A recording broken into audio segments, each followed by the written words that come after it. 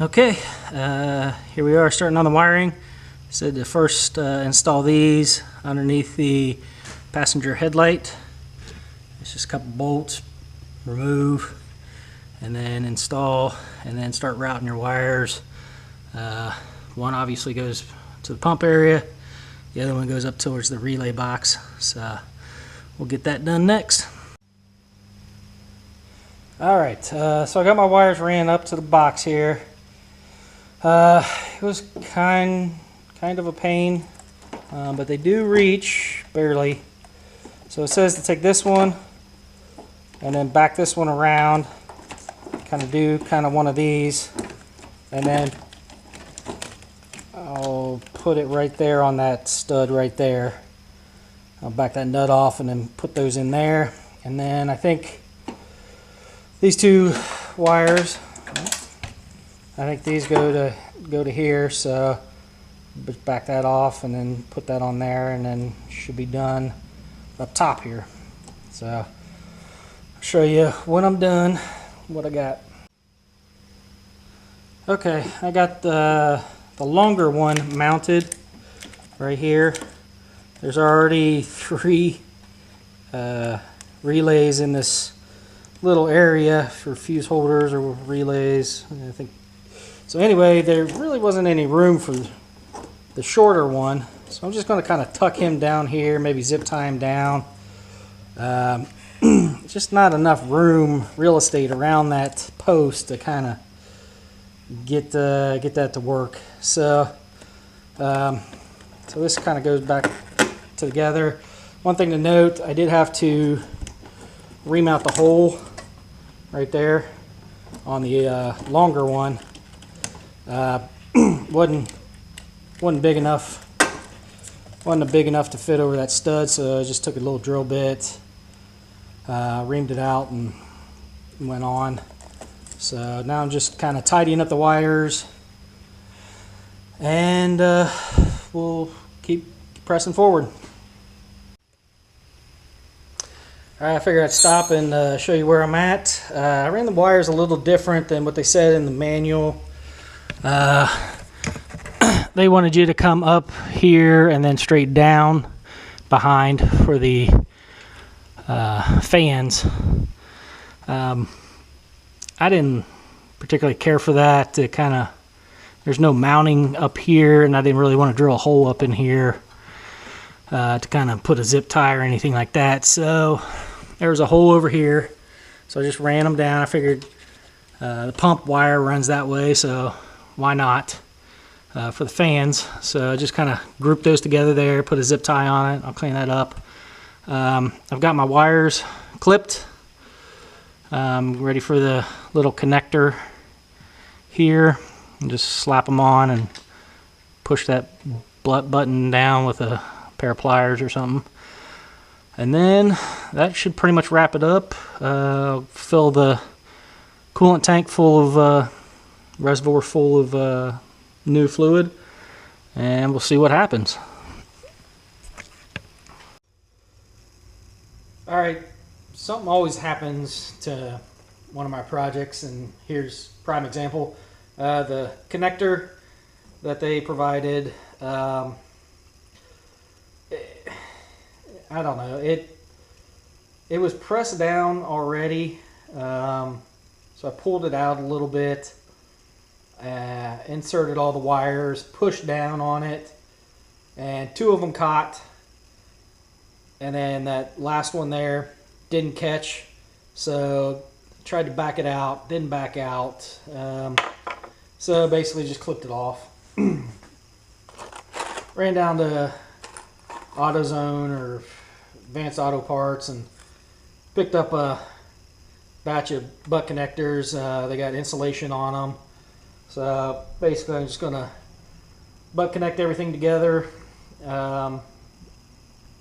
Wrap 2 wires together, insert it, and then crimp it down, and then insert the other wire in, crimp that down, and then take a little aim and flame lighter and shrink wrap the ends there, and then I'll probably put some black electrical tape on it and tidy it all up. So that's the plan. I'll let you see what the result is.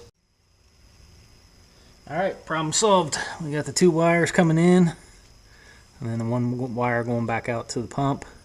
So that should do it.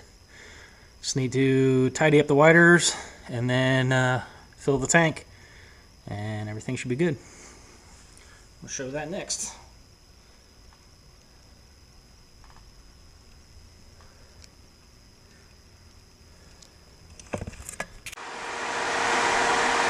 Okay, as you can hear, if you can hear me, the fans are working. We're pumping cool air out the back. We're churning up here. We weren't at first, so what are we looking at here? So pulled it out. Pulled this hose off. Had some runoff, but pulled it out. Let a little bit of water flow, or a little coolant flow.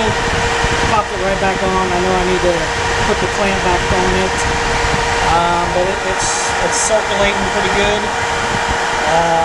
So I think it's a success. So. Alright, now just put everything back together and then top off the fluids when we get it all back down on the solid ground.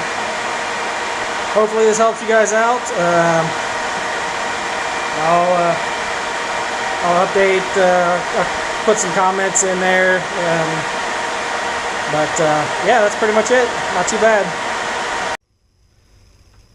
Alright, so we've run into a bit of a big snag on this install, and it's the very last step, putting the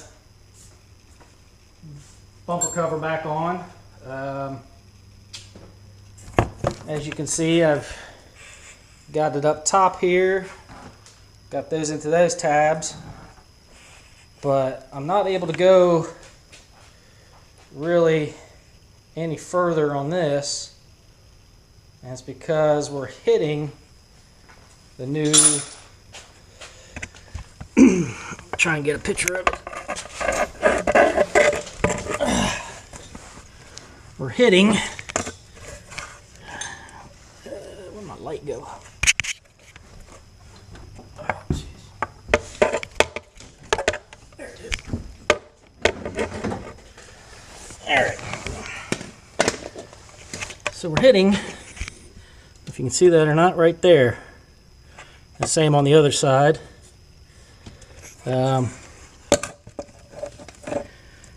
So I'm guessing I have to cut right here and kind of clearance out the lower inlets.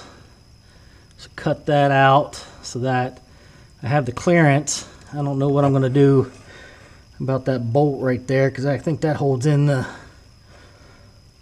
lower grill, so that might be a pain.